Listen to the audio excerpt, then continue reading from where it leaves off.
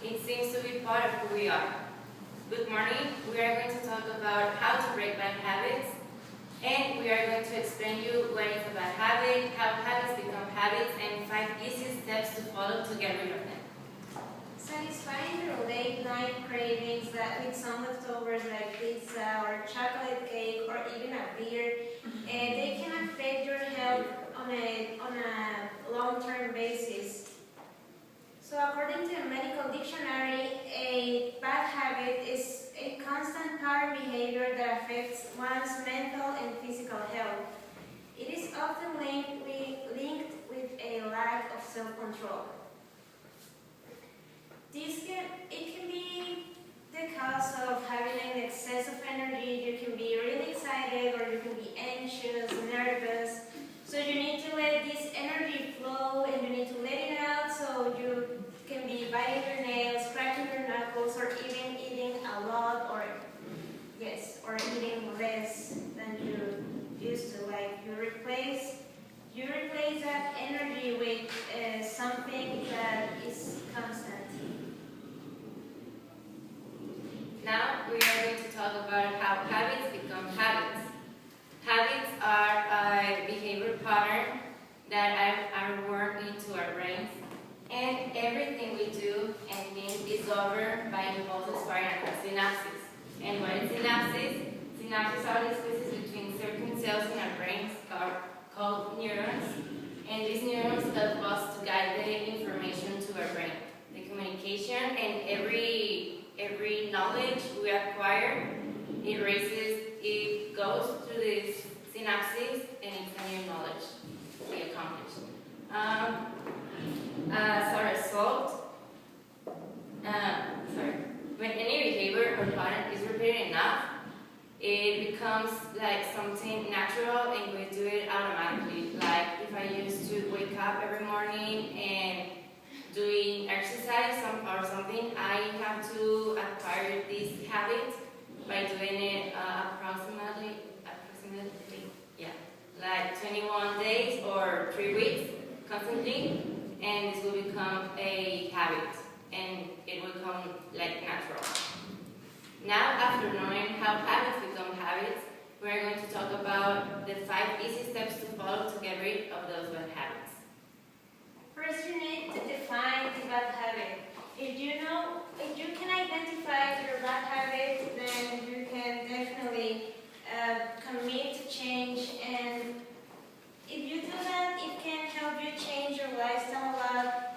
So you need to identify it and commit to change. Change the bad habit. So the second step is disrupt the habit. This means that you have to put yourself in a situation when you are aware of the habit you are doing and that it is bad for your health. You don't have to ignore the problem, you have to recognize it and do something about it. For example, if you drink a lot with your friends, you have to be aware of it and that it's bad for your health. You can also change the environment. If you're in a party or something, avoid the alcohol and drink some juice or something like that. When people usually go to anonymous alcoholics, the most common thing that they say that the alcoholics need to do is to avoid places where they sell drinks. Like if you are with your friends, you tend to drink more, or you tend to be influenced by your friends into drinking. So the third step is to create a habit diary. If you're if you notice the habit that you have, you need to write the day, the mood you were in, the place you were at. So if you do this, you can know more about yourself and you can identify the patterns that follow through this bad habit that you have. The next step is replace the bad habits. As I said, if you have, another example, the habit of eating junk food a lot, replace it with some fruit or a healthy snack. Like this. Yeah. And you will have a healthier life. So the last step, the fifth step, is that you need to reward yourself, because if you do this, you can give yourself more self-confidence, and you can be more certain about the things that you have left behind with that bad habit. Now, if someone can share with us some bad habits that you have? Well, I bite my nails too. Yeah. And have you noticed the mood you were in when you were biting your nails? Anxious. It's that flow of energy that you have to let out. It's like a balance. So you need to find something that replaces that. Like, somebody that bites their nails. I used to bite my nails too, so I started painting them because I don't want to bite my nails with nail polish in them. It's gross, really.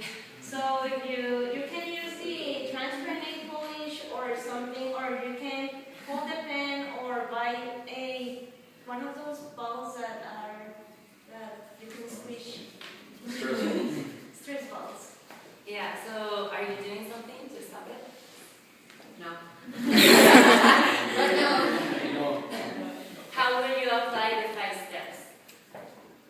Well, I identify that I have a nail problem. I will try to stop biting my nails. Maybe when I'm feeling anxious, do another thing, like, I don't know, like a stress ball instead, and then I will be free of my bad habit. Okay, and you guys? I tried jellish, Okay, and yeah, it started to work. good for you. That's super. Well, your habit learning. Oh. No, yeah. Your brain doesn't usually recognize which ones are good habits and which ones are bad habits. A common habit that most of us have is procrastination. It's really common among students. If the teacher gives us a due date, like from 2 weeks, we have to give the project or essay in 2 weeks. Then we tend to leave it 3 days before, or even the night before, which happens a lot. So this can unbalance your routine when you sleep. You can be unhealthier, and this can affect you in, well, the whole day. That happens that you can be under a lot of stress. And this is related to another bad habit we have, that is called the all of the night. When we are in on exams or we have a lot of homework, we just procrastinate and not sleeping well. We sleep like 5 or 6 hours instead of our 7-8 hours that we have to sleep to have a healthier life and feel fresh. This also affects your immune system because it becomes weaker, and it tends to seek a lot more than if you sleep your 8 hours. It helps to think if you have a little tiny baby in your brain that has a steering wheel, but you are the parent. You have the control to order that baby and to tell it to stop and to manage it, because you are the one in control of that tiny baby that is managing your impulses and that needs that energy to flow out. So you probably have noticed that